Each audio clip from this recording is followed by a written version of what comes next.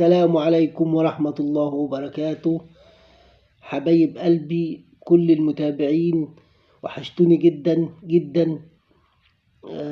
ودي الحلقة التانية إن شاء الله تكون مفيدة للناس، وأتمنى لو عجبكم الفيديو تعملوا مشاركة للفيديو ومتابعة. الموضوع النهاردة مهم جدا جدا جدا. هتكلم عن حاجة مهمة جدا، وهي القلب،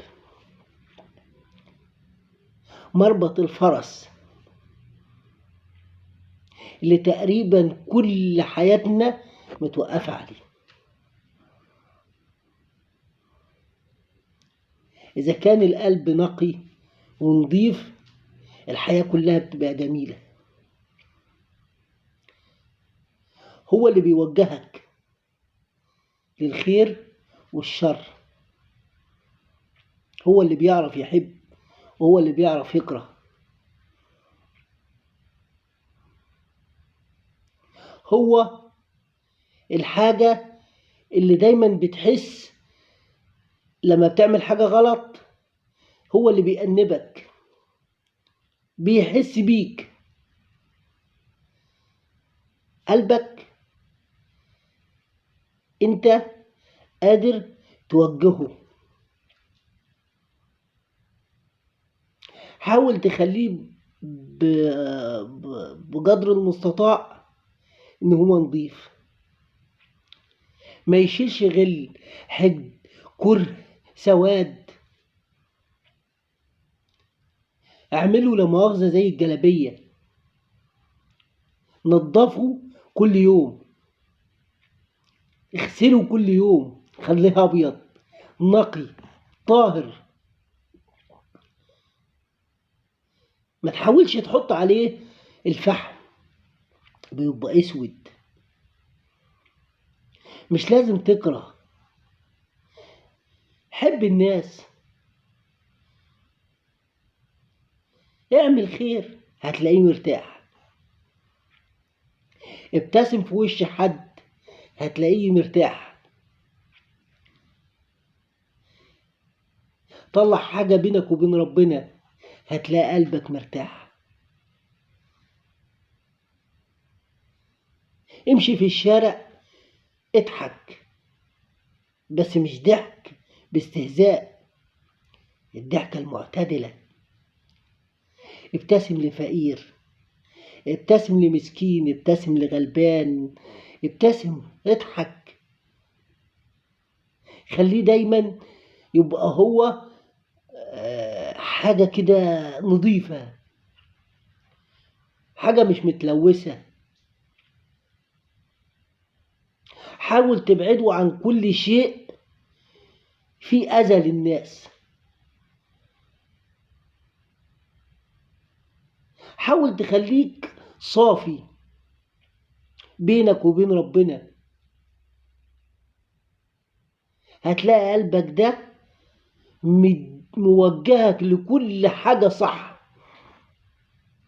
يخليك تعمل كل حاجة في حياتك صح، يخليك تصلي، يخليك تصوم، يخليك تزكي، يخليك تضحك، يخليك دايما في قمة المرح والحب والرحمة والتسامح. القلب لو قعدت اتكلم عليه مليون سنة مش هعرف اقول كلام يوصفه. نعمة من نعم ربنا علينا، نعمة كبيرة جدا جدا. بس في ناس بتوجهه غلط، وفي ناس بتوجهه صح. اللي بتوجهه صح دي، الناس اللي بتوجهه صح دايما هي الكسبانة. هتلاقيها مرتاحة في بيتها، في حياتها، في المعيشة، في الحياة عموما، في أكل، في شرب، في شغل، في كل حاجة هي مرتاحة. الكلام اللي أنا بكلمه لكم ده من واقع أنا عشته مع ناس وعاشرت ناس وعرفتها، وعاشرت قلوب، وعاشرت قلوب وعرفت ناس قلوبها نظيفة بجد، ناس قلوبها نقية من جوه بجد. فالقلب هو كل حاجة في حياتنا، إذا وقف خلصت الدنيا. طول ما هو شغال أنت عايش، وقف خلاص بتموت في ثانية. حاول أنت وهي وهي وهي وهو والناس عموما، حاولوا تخلوا قلوبكم دي طاهرة نظيفة نقية، تحب الناس، تحب الخير للناس. ليه ما نرجعش العلاقات تاني زي ما كانت في الأول؟ ليه ما نعلمش ولادنا زي ما كنا في الأول؟ ليه ما أقولش لابني روح سلم على ابن عمك ولا ابن خالك ولا اقعد معاه واضحك وابتسم؟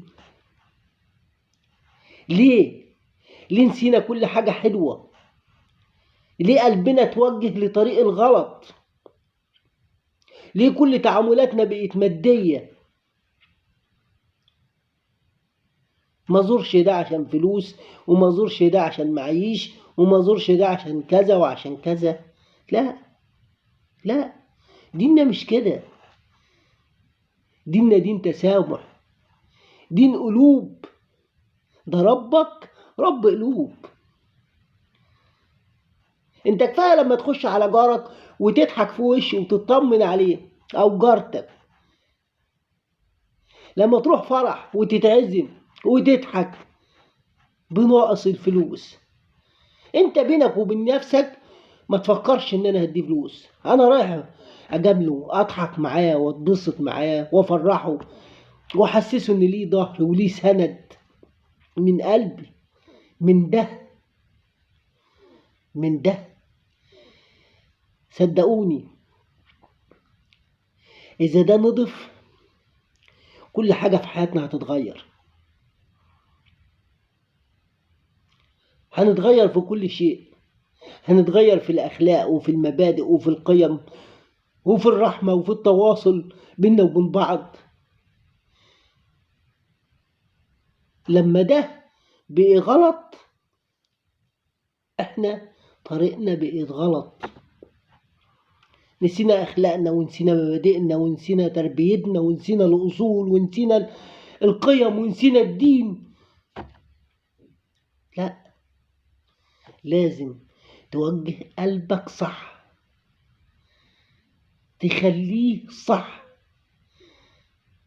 خليه دايما زي الثوب النظيف، زي الجلابية النظيفة. اغسله كل يوم، اغسله كل يوم، صفيه قبل ما تنام، قبل ما تحط راسك على المخدة. انا رحت لمين وما رحتش لمين، زرت مين وما زرتش مين، قربت صلة الرحم ولا ما قربتهاش، حبيت مين وكرهت مين. يا رب اجعل قلوبنا طاهرة ونقية وصافية، وما تجعلهاش فيها غل ولا حقد ولا كره لحد. أتمنى الفيديو يكون عجبكم. السلام عليكم ورحمة الله.